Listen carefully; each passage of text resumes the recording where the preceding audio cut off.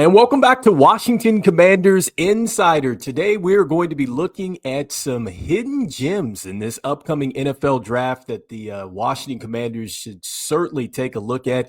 They're not going to be players that maybe get called on day one, but I do think that when you're starting to talk about day two, day three, and these players are still available, I think that they have a ton of upside, and the Washington Commanders could really have something special with these two players. And so before we go ahead and jump into these hidden gems in this upcoming NFL draft, I first wanted to remind you to go ahead and hit that subscribe button, just like Jaden Daniels is going to be hitting our wide receivers for many touchdowns this season. So in exchange for the subscribe here, we're going to be giving you nothing but this Commanders content on a day-to-day basis. And so hit that subscribe and like button. We definitely appreciate it here. And so let's go ahead and jump into these hidden gems in this upcoming NFL draft. And so we're going to start on the offensive side of the ball. And man, I must say that I was super impressed with this young man. I think that he could be maybe a day one starter, and he's just an NFL gem for us. And so he played for San Jose State, and that is going to be Nick Nash, so wide receiver Nick Nash. And so what I like about this guy, and I think one of the reasons why it's a real question mark with him, is because he started off as a quarterback but turned into a wide receiver. And so that does not really scare me away, I think, if I'm a GM or if I'm a scout, because when you look at just the history for this Washington franchise, we had a very good quarterback / tight end, and that was Jordan Reed. We also had Antron Randall come over to us. I mean, he wasn't as good as he was with the Pittsburgh Steelers, but still, they both showed that they could definitely be impactful in this league. But with this guy, look, he was a triple crown winner in college, and man, there is so much to like about Nick Nash. And so let's start with the fact that, look, he had the most receptions with 104, receiving yards over 1,000 yards, so 1,382 yards, and he had 16 touchdowns. And once he did make the change over to wide receiver, it was an instant splash for him. His first start, he had 6 receptions for 89 yards against some elite competition in USC, and that was 2023. And so from a physical standpoint, this guy has terrific burst off the line, and he will catch contested footballs. And so I think that this picture right here, this is exactly what you're going to see with him. He is going to attack the football at the highest points all the time.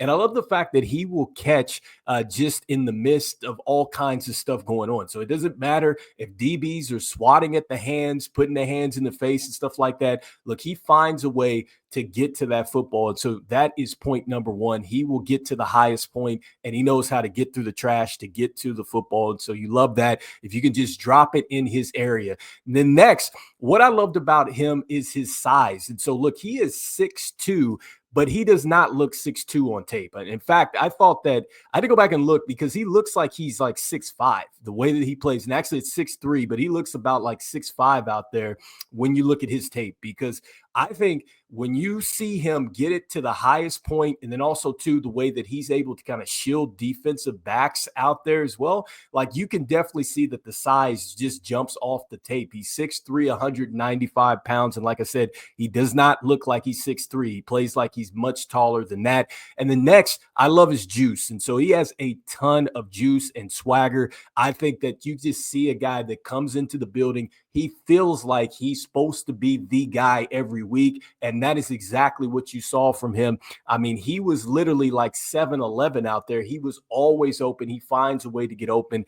And I just like the fact that if you put him in the slot, you don't need him to just blow the top off of a defense. You just need him to be able to get to the first down marker. You need him to be able to like work the sticks and things like that.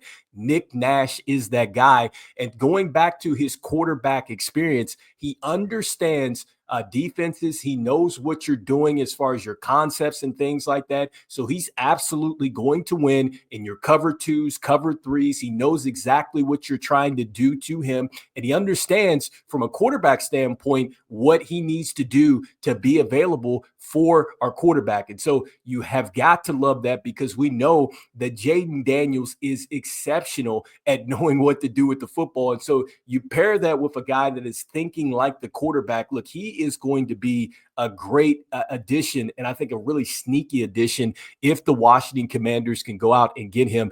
He was looking All-American. He played in the Senior Bowl as well. And he was a first-team All-Mountain West Conference performer, second team in 2023. Again, there's so much to like about him. He's going to get to the third down. He understands how to use his size. And I think that he had a lot more better like foot placement than they really give him. And so I think the downside here is that they're saying that he is an older prospect. So that is one of the things that you have to think about with him. He has been in college for a bit. And then also, too, it's just that he's still got to really define, I think, a lot more stuff in the route tree and things like that. But still, I think that you love that. And he doesn't necessarily have the greatest speed. Again, he does not have the greatest speed, but he has perfect enough burst to get off the line of scrimmage, and he understands how to redirect himself and kind of get under the cornerback and get into positions to where he will be open. And so there's a lot of upside in this pick. And so that is exactly why he could be a hidden gem. And so next up, this next prospect is definitely a hidden gem, and that is Femi Odelagio. So I think that he's a definite prospect for the Washington Commanders. And so first and foremost, the Washington Commanders have been linked to him because they went out to UCLA and they went to the pro day to go and look at, whoever was participating in the pro day.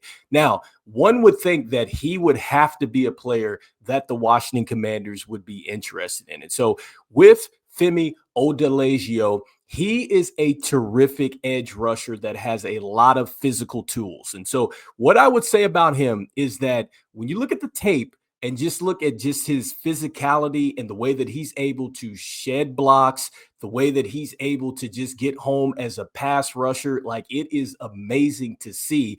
But the thing about him is you just wonder, does he get a plan at some point? So he's very raw as a pass rusher, but he can do it in a variety of ways. He can definitely put his hand in the dirt. He can get to you that way. He also can come from a linebacker position as well. Like, it's very natural for him to kind of drop back into coverage. And so he's very fluid that way. And like I said, he comes to the quarterback. He gets there in a hurry. And I love the fact that he will attack in the run. And so that is another thing. He is a very good run defender, and he plays with a bunch of juice, a bunch of nastiness. Like, he is a guy that he comes into the game and you can just tell that he wants to dominate everybody. It doesn't matter who is on the other side of the ball. He just wants to dominate. And so this is a guy that I could certainly see the Washington Commanders taking, and he's just a tackling machine. And that is why I could see the Commanders definitely going after him. Think about Bobby Wagner. He's a tackling machine. I think that is exactly what you are going to get from Oladejo. And I think he's definitely a player that can be a tackling machine for the Washington Commanders, and he can maybe be even more as far as just a player that can really cause havoc in pass coverage. And so he had 4.5 sacks in 2024. He also had 13.5 tackles for a loss as well. So he understands, again, how to just get and just kind of generate a new line to scrimmage from the edge. Like, he's going to be that player that is going to just cause constant pressure and just disruption. And he's really gone up the draft board because he had a phenomenal Senior Bowl where he had 2 sacks there, and he also dominated in the practice. And in fact, I saw one reported, it was Mel Kiper, that had him going as maybe a late first rounder because he was like, look, there's a real chance that maybe he does sneak there. And so he could be anywhere from that first round late, or he could be, a second, third day pick. But I think that if the Washington Commanders have the opportunity to take him, I think that this is a player that the Commanders go out and get. And so anyway, let me know in the comments what you're thinking here. Do we go out and do we get a player like Nick Nash, a wide receiver who I think, man, he's going to be a gem. I think he could certainly be a guy that could just be an impact for the Commanders right now.